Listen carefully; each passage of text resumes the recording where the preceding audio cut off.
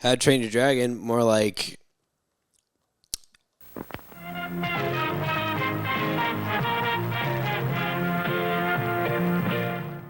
the title's always been a little weird for me for this one because it's, like it gets the point across, but at the same time, it's like a YouTube video title. Yeah. And I know that it was made in like the YouTube era, so that makes sense. But like, it works. Yeah. Dragons are just misunderstood. You know what I'm saying?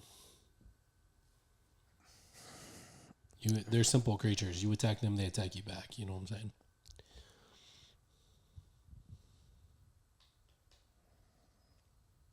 You too, Brute. Yeah. So yeah, the studio is Universal. You gonna do DreamWorks. the intro? DreamWorks. You know what I thought about it? But no, I think you should do it this time.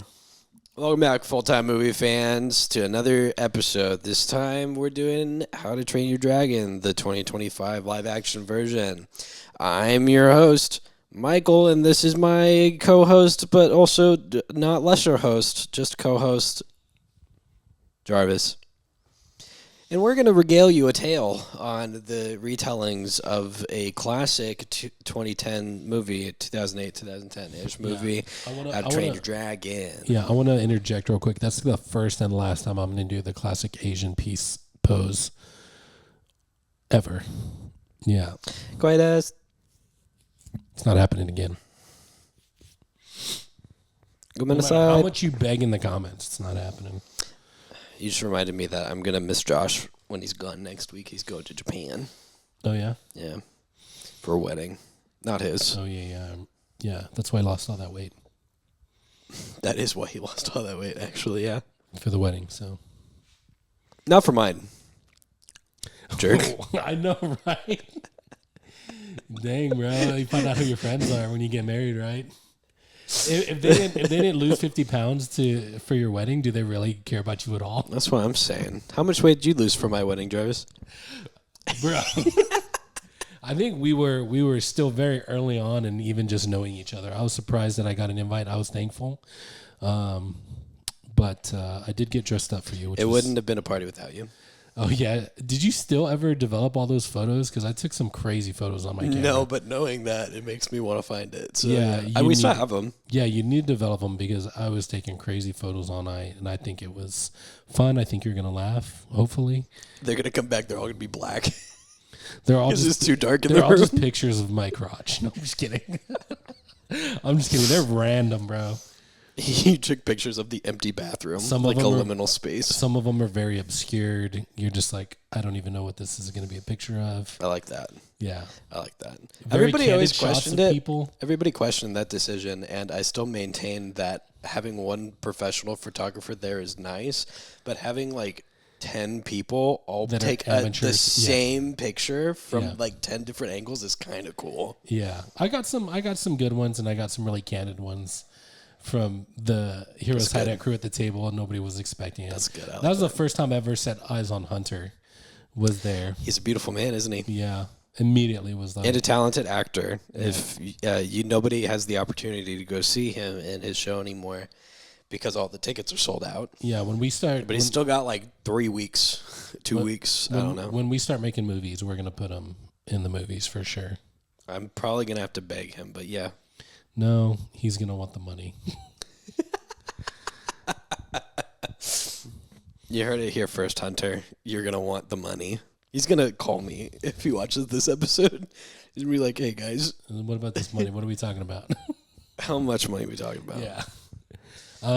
But yeah, so How to Train Your Dragon. This is a beloved childhood movie for a lot of us. I feel like we should maintain the ability to review the original one.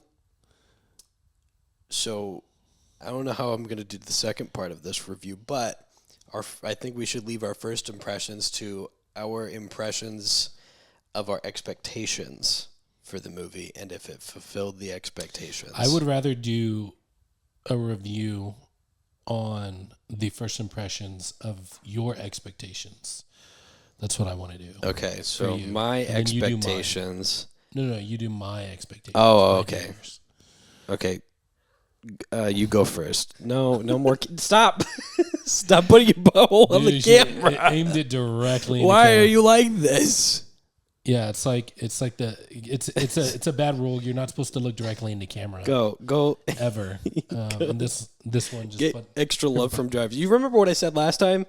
Where I said, yeah, she got all the love that she needs, and then she's immediately going to act like none of it happened. Yeah. There she is, purring. Yeah. Anyways, you go first. I don't. Me go first? Yeah, go ahead. So your first impressions of your expectations were pretty low because you've seen a lot of live actions at this point of animated movies that you did enjoy. To varying degrees, this one was one that you enjoyed. I wouldn't say I've seen a lot of them. I will confidently say I've seen more than you. Yeah, and you've seen enough of them to have low expectations, and so Reasonably. yeah. So your first impressions of your expectations were definitely low. I mean, you had just seen Lilo and Stitch. We did that a week or two ago here on the channel. So you were just Which was decent, Yeah, you were but reserved. ultimately bad. Yeah, you were reserved, but I think there was still a little bit like there was definitely curiosity, like how are they going to do this? Are they going to be able to pull it off? Because I do love this story and this movie. Great movie. Yeah. So Okay. Yours was, yeah, I liked the movie, so it's probably going to be good. and there you go. But with the understanding that live actions aren't that great, Yeah. Usually. I'm not going to go in with my hopes up. Yeah. Because I too also recently saw Lilo and Stitch. And also went, yeah, this is mostly the movie. Did you watch the original afterwards Which one? of Lilo and Stitch? I watched it before, which is a Oh, mistake. that's right. That is the mistake. Yeah, because dude, Sybil watched it after and was like, that was bad. The live action was awful. but see, it's bad to watch it before too because you're just like, oh man, this is so great, and then you watch it and you're like, I should have just rewatched the original. Yeah, why didn't I just watch the... Yeah. Where's the... Because I saw clips of the original online after we did our review, and I was like, I totally forgot the whole Stitch launching himself from, using an exploding gas tank to fight. Yeah. It was like, because I was like, oh, that's probably from the second or third movie. No, that's the original. Yeah. It's so much better. Anyways. Yeah. And so yeah, but it's what's crazy is that I think Disney's finally like, okay, we're done making live action versions. But then I'm worried because Stitch has been making a lot of money. Stitch is printing I think money. last I saw it was like 800 million. Stitch is printing money. Yeah. So Stitch is going to wipe out the U.S. national debt. Single-handedly. Yeah, I don't know about that one. People say our biggest export's oil now, which I think is crazy, seeing how much money these movies make, you know? Yeah. So they're in the billions of dollars sometimes. Yeah, sometimes. But I think we hit both of our expectations for this movie spot on. Yeah. So, and I'll tell you that the movie did exceed my expectations because I was Sybil and I both went in hoping that if it's a shot-for-shot remake, that's great. Like, totally fine with that. Yeah. She thinks that that's a bad thing in some ways. I think that that's only a good thing, to be honest, because you're just taking a thing that's already been established and still doing something different with it. Yeah. Or if they are changing the story, that it's only good things that they're changing. And we kind of got both, I think, right? In some sort of way. Because, it was mostly just the same story, and the things that changed were improvements to, side characters. Yeah. More about the other kids. I think overall it was a net positive. You know what I'm saying? I agree. Net positive. Overall, a net positive.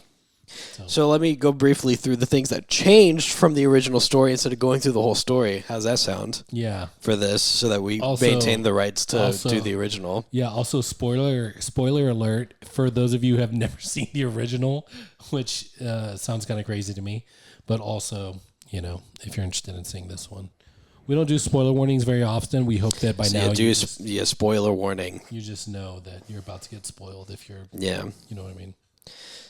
So one of the first things that changed is they're not animated people. The first and most obvious change, there's real human beings. Yeah, actual not just alive lending human their beings. voices, but their bodies Yeah. to this movie. Yeah, and none of the actors are the same actors as they were before.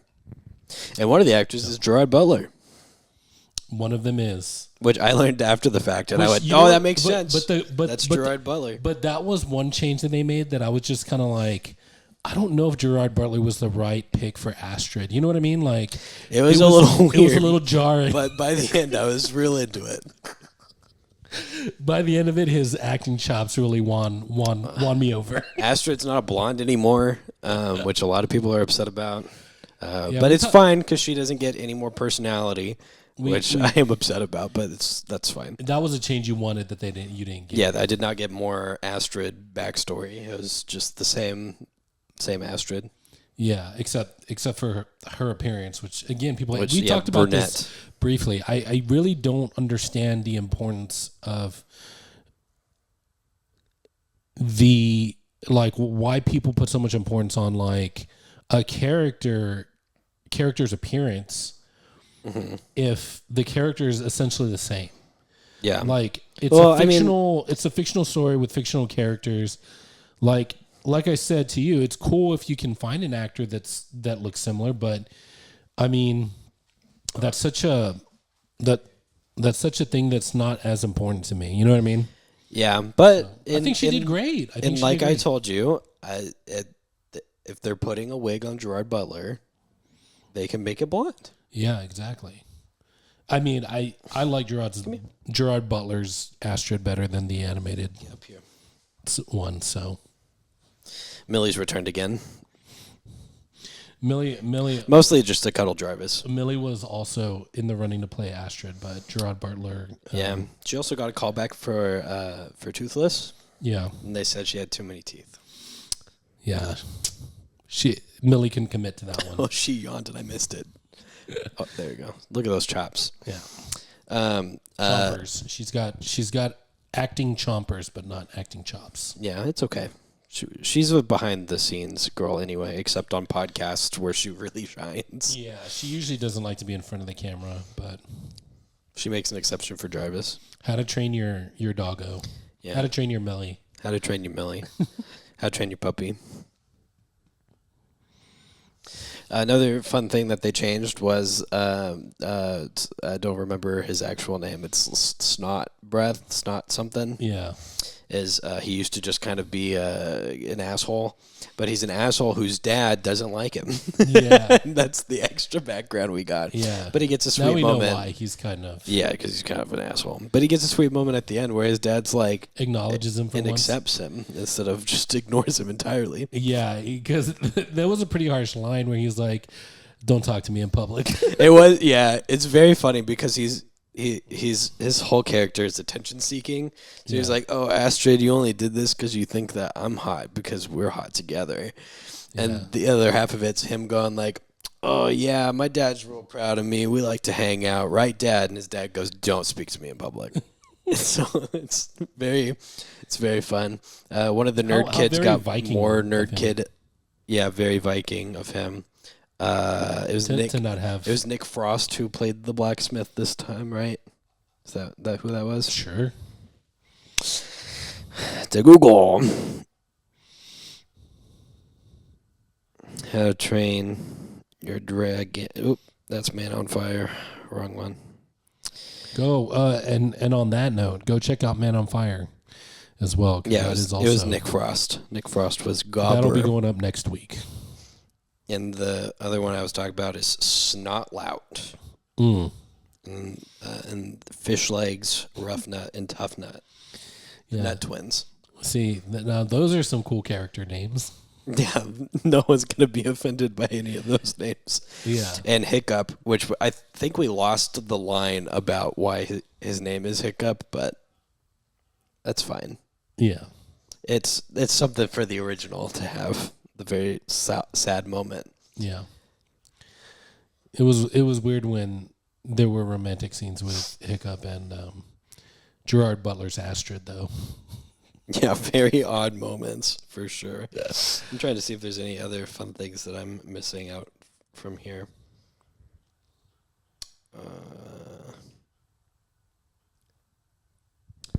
Oh, the DreamWorks moon fades into the reflection of the moon in the ocean from the opening scene. Yeah. Interesting.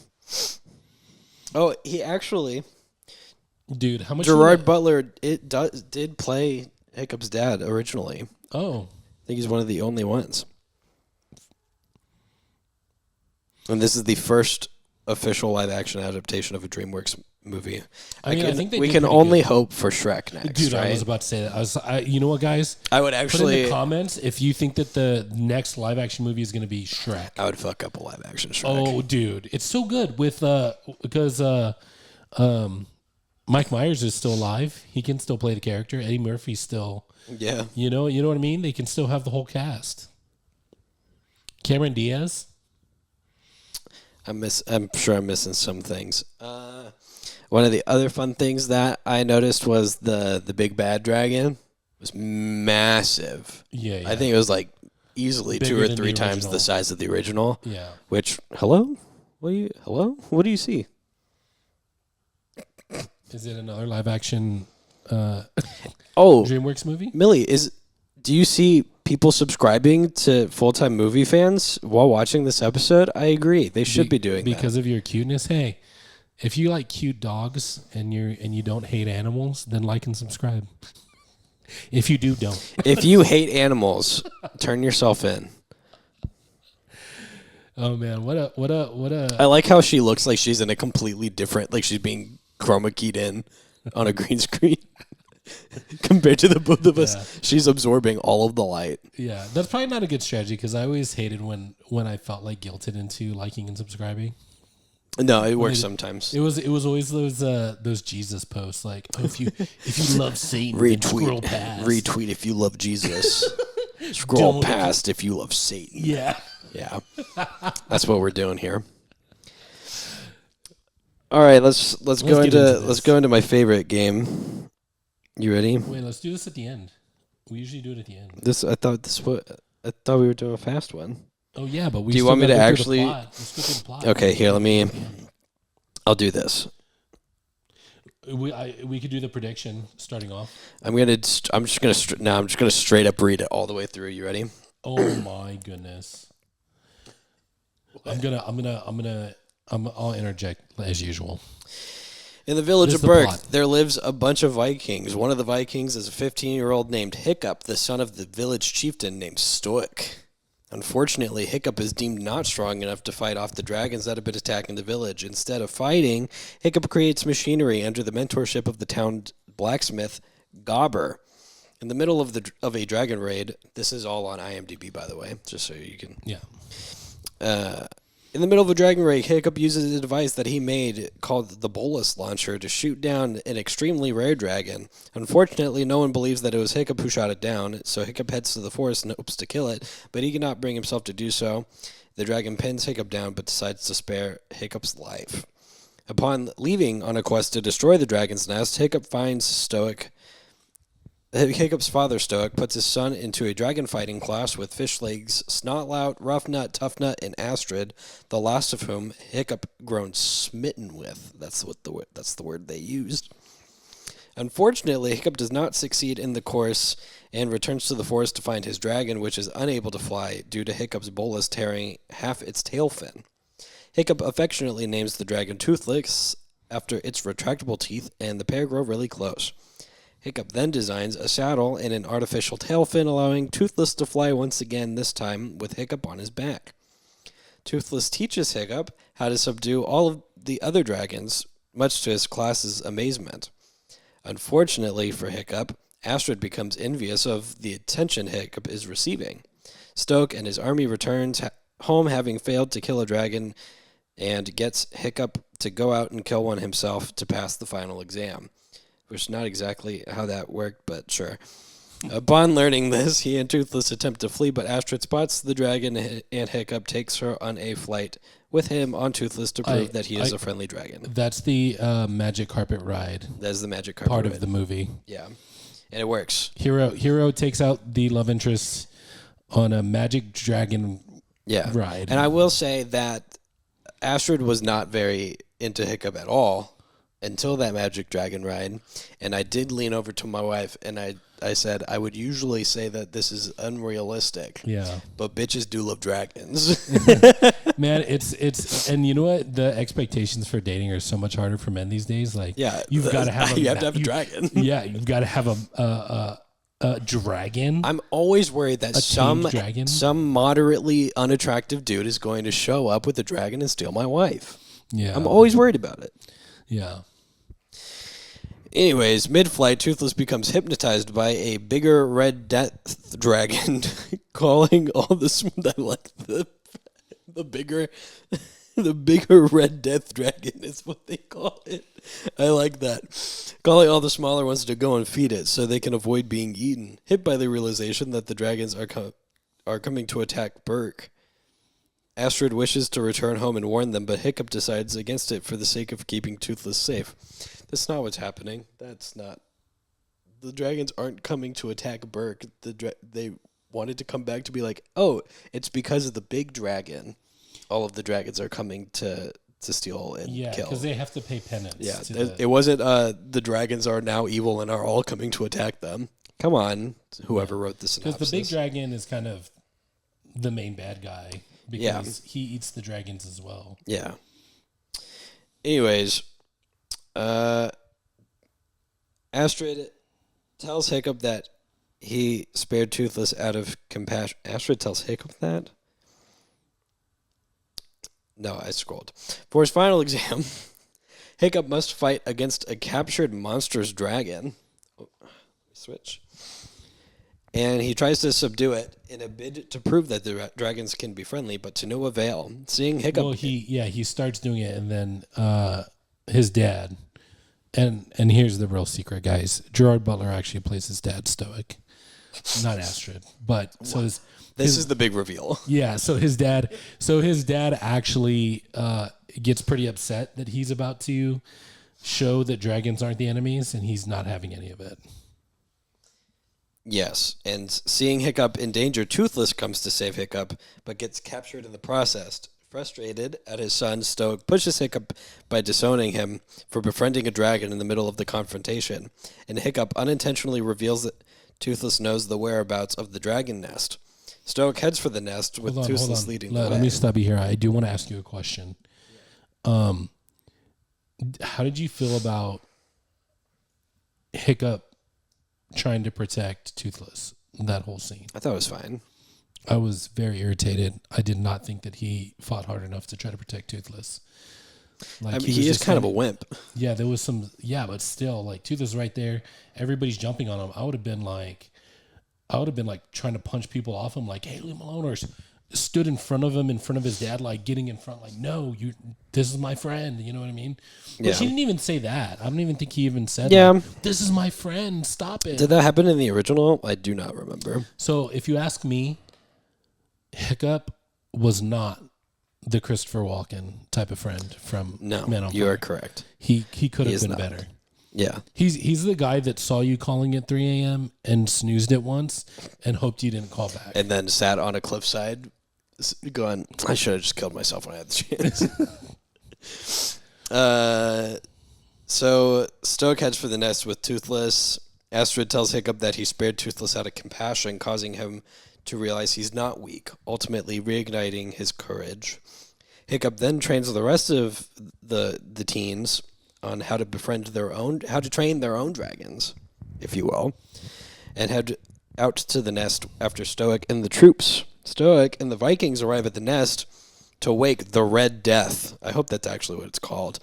Greatly worrying the Vikings when Hiccup and his crew arrive on the trained dragons to distract the Red Death, with Hiccup trying to release Toothless in the process. Stoic apologizes to Hiccup and Toothless for his poor judgment and reclaims ownership over his son, because that's how that works. Yeah.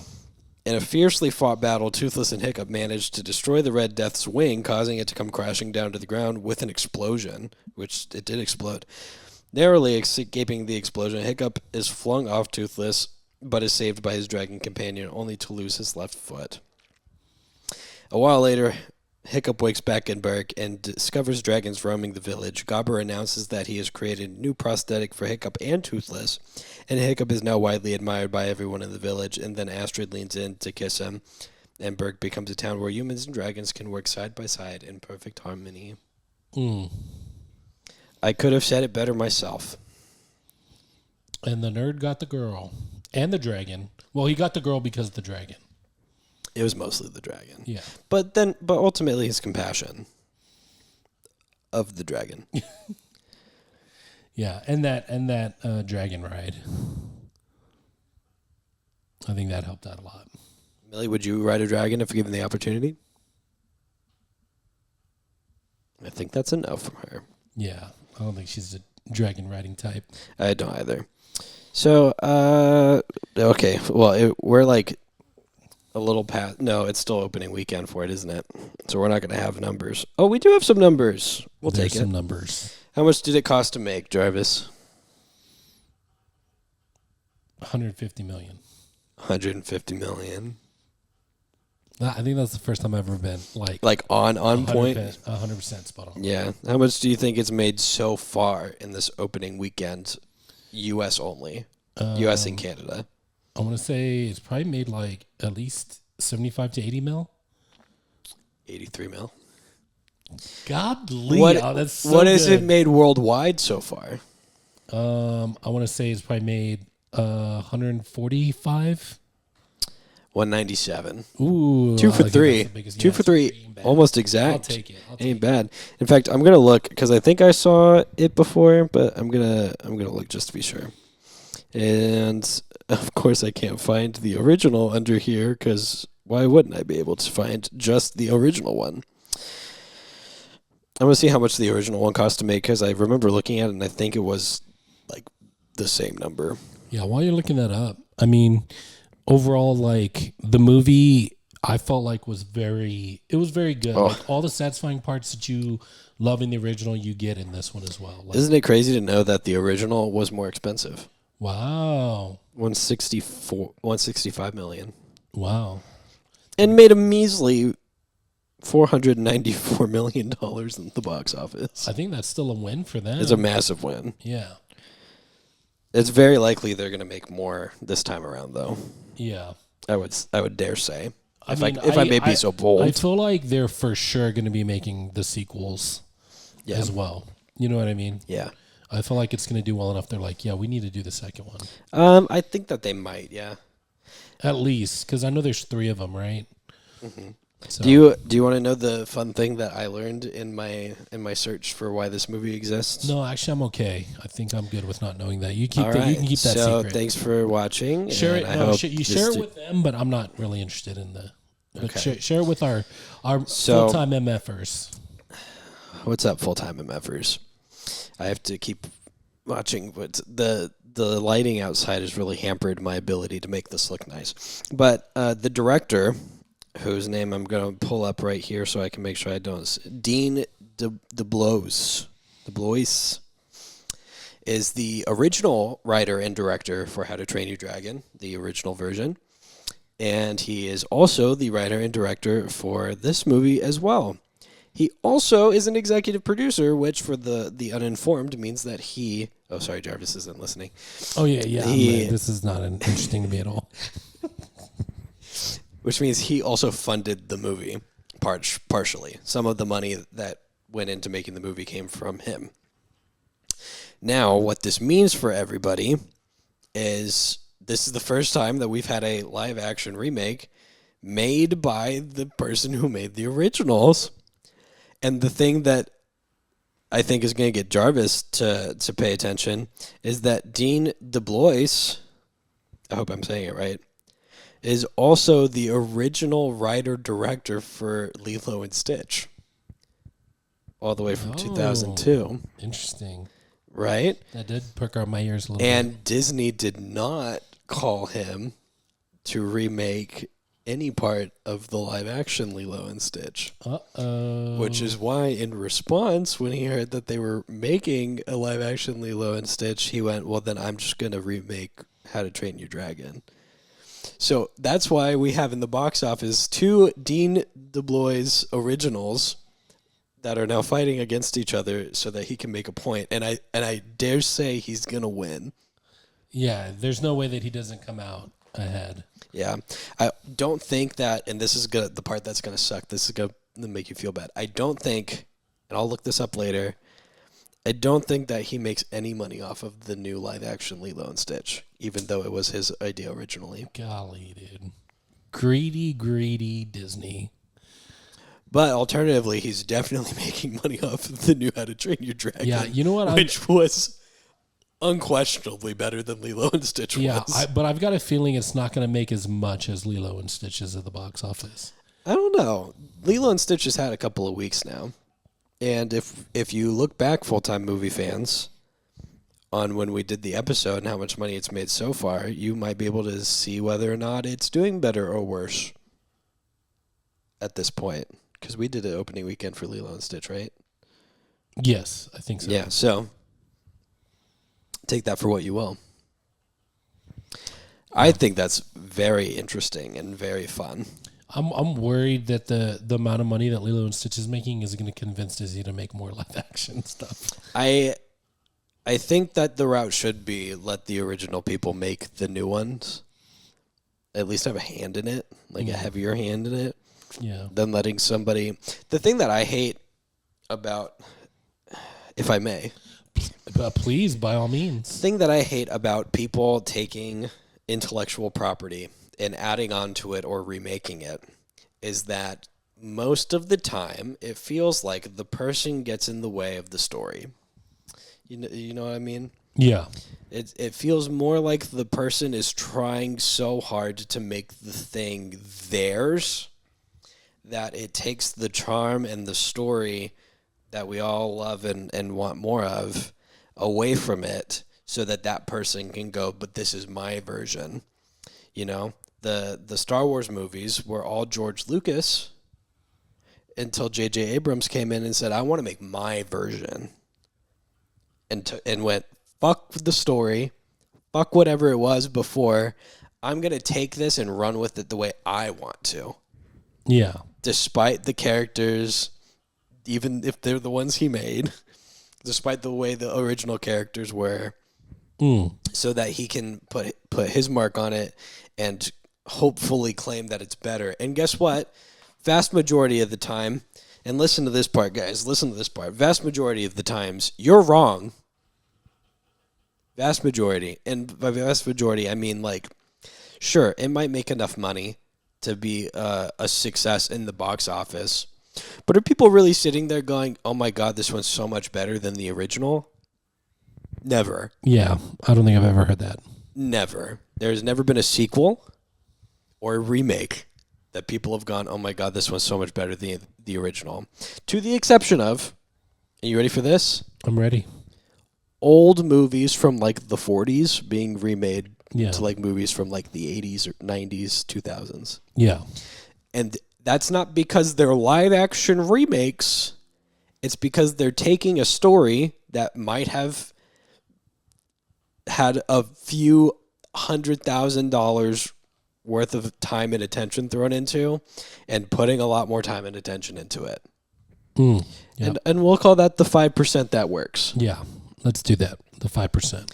And you know how we can solve this problem? By watching the 1987 Man on Fire and seeing if it's better or worse than the 2003 version. Right, but we're not going to do that unless you put it in the comments. That you want So us to put do it in the comments if you want us to do that. Because I will say I have watched some old movies that then get remade into new movies that are much better. Yeah. But I've also seen a lot of, like, if you watch the remake of 12 Angry Men, bad. Because they're like, oh, we could really say something different in there. Yeah, I really thought that, because after watching the first one, which was so good, I tried to watch the remake, and I was like, I think I recognized, what's his name? What's wrong? What's his name from Who's the Boss? You know who I'm talking about? Did you watch No. that on show? No, I did not watch that one. Okay. Well, okay. Then that doesn't matter to you. Who is the boss? It's Millie. Millie's the boss. Are you worried about the rain? It's okay. It's okay to be worried. So with that being said, You were talking about the remake of 12 Angry Men? yeah, it was bad. The guy. Yeah. It's not good. And there have been spin-offs that people have tried to. I was actually very briefly, so I'm not I think credited. didn't they try to do it like the Ocean's movies, and then they went to like 13 Angry Men, and then No, that'd 14 be weird. Angry Men? Because That's Ocean's kind of 11, funny. it's Ocean's 12. and Yeah, then it's Ocean's good. 13. I was actually very briefly a part of I would say like an homage, I guess, of 12 Angry Men, which was going to be called Angry Men, but ended up being retitled to The Challenger Disaster because that's what it was about. And the idea was it was going to be a room of the scientists and engineers talking about what happened on the Challenger disaster. And I was ultimately not a part of it, but I almost was. And it had... By choice. It had... You were. I also haven't watched it. I want to make it clear that you were not a part of it by choice. You're correct. How did you know? Because I've heard the story. You've told me this. Oh, really? Yeah. Oh, yeah. I don't think on the channel, but I will say that it wasn't because of okay. I gotta say this now because he's the dude who made it's not a bad guy. It was his first time making a movie. I don't know where he got the money for it. And you'll this never is know. Not the one that this is it. And I worked very briefly with the writer director Nathan von Minden, and they hired where is he? Dean Cain. You know Dean Cain? Yes, He used to play Superman. he did. And I was not a part of it by choice because I started talking to him with the understanding that I was going to help with the script process. And as soon as I started talking to him, it turned out that he wanted me to be a part of the location scouting process. And I know nothing about location scouting, and so I just did not do anything. And then it ended up getting a 5.9 on IMDb out of 10. Put in the comments if you want us to review that one. Please don't put that in the comments. I would feel bad. Okay, yeah, don't do it unless you really want. I mean, you to. can. Yeah, it says the budget was about $175,000, and I know that they gave 50 of that to Dean Cain. Oh, So wow. it got made, and they shot in UTSA, so that was cool. It's out there for sure. You should You should show. But it's not better than 12 Angry Men. That was ultimately the point I was trying to make. Yeah. I think we can all agree on that, even having not seen the movie. Yeah. I think you should show everybody what I got for you. Oh my God, I almost forgot. I got Michael something. I went to before he moved away from me and all of his other friends. His former favorite movie place. He knows exactly where this is from, and I got him that. Look, it's Little Toothless and Hiccup. They look the same. It's very cute. Yeah.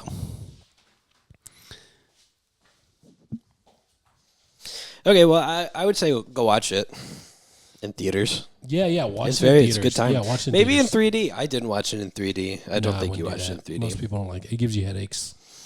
But if it doesn't, go watch it in 3D. Sounds Yeah, fun. if you can watch it in theaters, it's a good movie to watch in theaters. Mm-hmm. Get your popcorn, get your drink, and just have a good time. Agree. Millie? She's worried about the rain. Yeah, Millie says that she would rather watch it at home under a blanket. Maybe after the thunder goes away. Yeah, Oh, see, she's getting cozy. She's ready. yeah.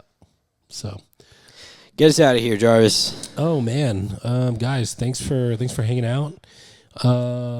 This was How to Train Your Dragon live action. We hope that you loved it. Please consider subscribing to the channel. We do tons of movie reviews for I you. thought she was leaning into you to We cuddle. hope, we hope that your day's everything you dreamed of being more. We'll catch you in the next one. This is the sound of Millie chomping her foot. Hope you enjoyed that. Hey, full-time MFers. You like this video? Because we sure did. If you liked it, maybe you should share it with your friends. Maybe like the video and subscribe. If we were you, that's what we would do. If I was watching this, I'd be all over that. Like, and I'd hit that share, and then I would hit that subscribe in that order. Yeah. There's also another video that's popped up. YouTube thinks you like this one, so you should watch that one now. See you next time.